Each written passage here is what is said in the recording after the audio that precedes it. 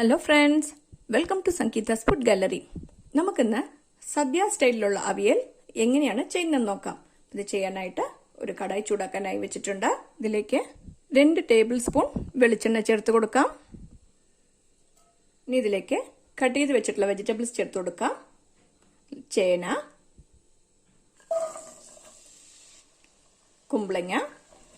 കുമ്പളങ്ങ, വെള്ളിരിക്ക ഏത് വേണമെങ്കിൽ ചേർത്ത് കൊടുക്കാം കേട്ടോ. മുരിങ്ങക്കായ ഇതുപോലെ രണ്ടായിട്ടൊന്ന് കട്ട് ചെയ്ത് കൊടുത്തിട്ടുണ്ട്. അപ്പോഴേ പെട്ടെന്ന് വെന്ത് കിട്ടുകയുള്ളൂ. അച്ചിങ്ങ പയറ്, ക്യാരറ്റ്, പടവലങ്ങ, നേന്ത്രക്കായ.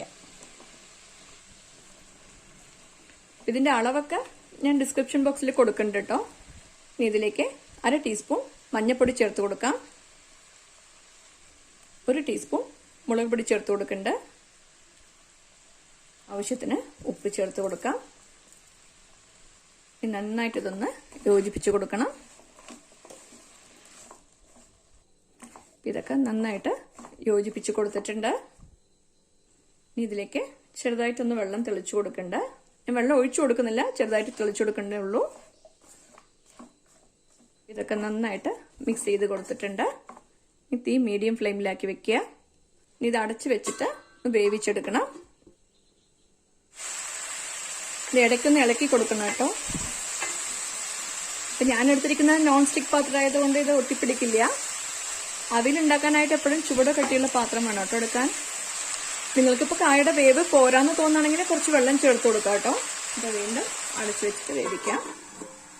ഇത് ഇടയ്ക്ക് ഇളക്കി കൊടുത്തോണ്ട് തന്നെ ഇരിക്കണം കേട്ടോ. അപ്പോഴേ എല്ലാ ഭാഗവും നന്നായിട്ടൊന്ന് വെന്ത് വരികയുള്ളൂ. ഇപ്പൊ അവിയലിനുള്ള അരപ്പ് തയ്യാറാക്കാം. ഇതിനായിട്ട് ഒരു മിക്സിയുടെ ജാറിലേക്ക് 1.5 കപ്പ് ചിരകിയ തേങ്ങ ചേർത്ത് കൊടുത്തിട്ടുണ്ട്. ഇതിലേക്ക് 1 ടീസ്പൂൺ ജീരകം ചേർത്ത് കൊടുക്കാം. ഇതിലേക്ക് 5 പച്ചമുളക് ചേർത്ത് കൊടുക്കുന്നുണ്ട്. പച്ചമുളക് എന്റെ കയ്യിലുള്ള പച്ചമുളക് എരിവ് കുറവുള്ളതാണ്, അതുകൊണ്ടാണ് ഞാൻ 5 എണ്ണം ചേർത്ത് കൊടുത്തിരിക്കുന്നത്. നിങ്ങളുടെ കയ്യിലുള്ള പച്ചമുളകിന്റെ എരിവിനനുസരിച്ച് കൂട്ടിയോ കുറച്ചോ കൊടുക്കാവുന്നതാണ്. വെള്ളം ചേർക്കാതെ തഴുത്തരിപ്പായിട്ടൊന്ന് അരച്ചെടുക്കണം. അങ്ങനെ വെള്ളം ആവശ്യമുണ്ടെങ്കിൽ മാത്രം ചെറുതായിട്ടൊന്ന് തെളിച്ചു കൊടുത്തിട്ട് അരച്ചാൽ മതി. ഇപ്പൊ ഞാൻ വെള്ളം ചേർക്കാതെയാണ് അരയ്ക്കുന്നത്. ഇപ്പൊ തേങ്ങ ഇതുപോലെ തരിതരിപ്പായിട്ട് അരച്ചെടുത്ത് വെച്ചിട്ടുണ്ട്. ഒട്ടും വെള്ളം ചേർക്കാതെയാണ് ഞാൻ അരച്ചിരിക്കുന്നത്. വെജിറ്റബിൾസ് ഒക്കെ വെന്തിട്ടുണ്ട് കേട്ടോ. എല്ലാ വെജിറ്റബിൾസും വെന്ത് വന്നിട്ടുണ്ട്. ഇനി നമ്മൾ ഇതിലേക്ക് അരച്ചു വെച്ചിരിക്കുന്ന തേങ്ങയുടെ അരപ്പ് ചേർത്ത് കൊടുക്കാം. ഇതെല്ലാം കൂടിയിട്ടൊന്ന് നന്നായിട്ട് മിക്സ് ചെയ്ത് കൊടുക്കാം.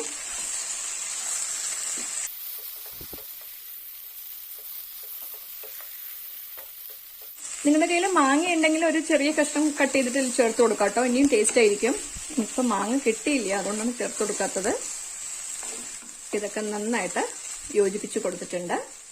തീ മീഡിയം ഫ്ലെയിമിലാക്കിയിട്ട് ഒന്ന് അടച്ചു വെച്ച് വേവിക്കണം.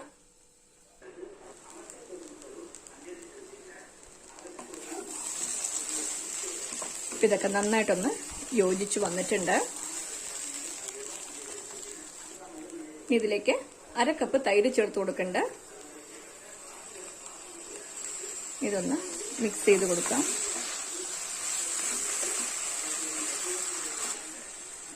ഇതൊക്കെ നന്നായിട്ട് മിക്സ് ചെയ്തിട്ടുണ്ട്. ഇതിലേക്ക് കറിവേപ്പില ചേർത്ത് കൊടുക്കാം. ചെറുതായിട്ടൊന്ന് ഞെരടിയിട്ട് ചേർത്ത് കൊടുക്കണം കേട്ടോ.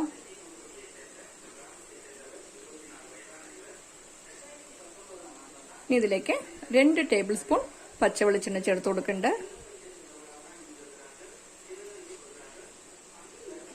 ഇനി തീ ഓഫ് ചെയ്ത് കൊടുക്കാം. ഇനി ഇതിലേക്ക് ഒരു ചെറിയ കഷ്ണം വാഴയില വെച്ചു കൊടുക്കാം. ശേഷം ഇതൊന്ന് അടച്ചു കൊടുക്കാം. ഇനി ഒരു 5 മിനിറ്റ് ഇതുപോലെ തന്നെ നമുക്ക് അടച്ചു വെക്കാം.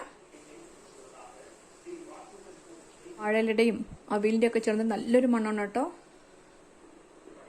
ഇപ്പൊ ഈ അവിയൽ ചൂടായിട്ടുള്ളപ്പോൾ തന്നെ ഈ വാഴയിലിട്ട ഇങ്ങനെ അടച്ചു വെക്കുമ്പോൾ ഈ അവിയലിന് നല്ലൊരു ഫ്ലേവർ കിട്ടും. അതിന് വേണ്ടിയിട്ടാണ് ഇതുപോലെ ചെയ്യുന്നത്.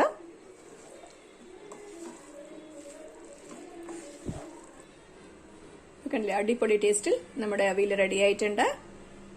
പാലക്കാട് രീതിയിലുള്ള അവിയൽ ഞാൻ ഓൾറെഡി അപ്ലോഡ് ചെയ്തിട്ടുണ്ട്.